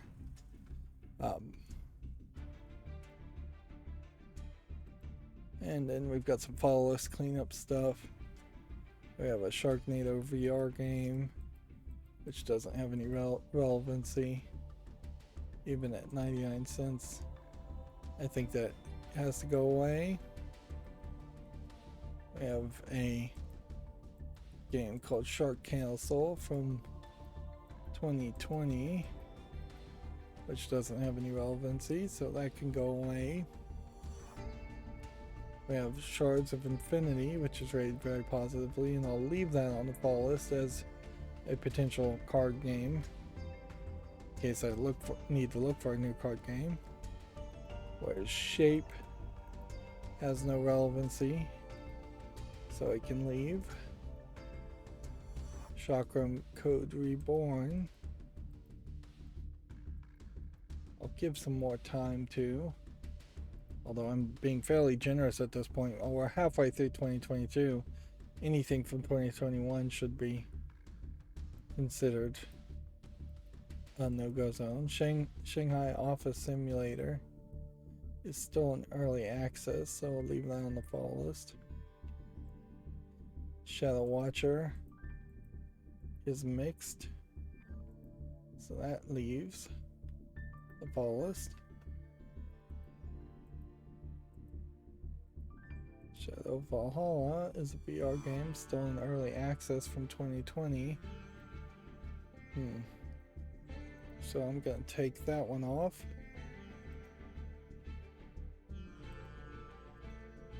Shadow Gangs.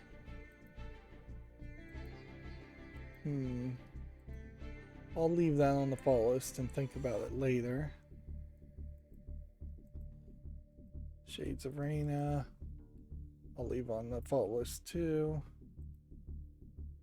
And then Sacho Ichibato is mixed, so we can remove that from the fall list.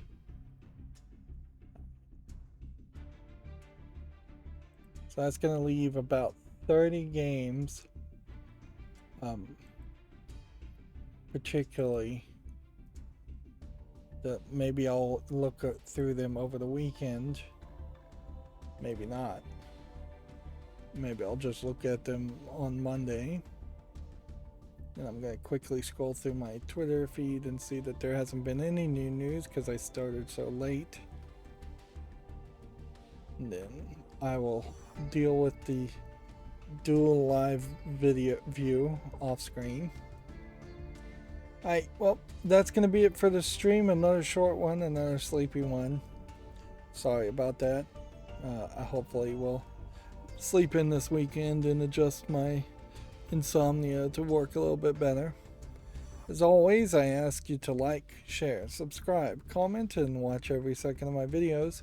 If you want a friend to follow me on any social media, there's a bunch of links down below. And if you want to support me further, there's a link to Patreon, or you can friend me on Steam and get me a game off my wishlist. Thank you for watching. Have a good evening.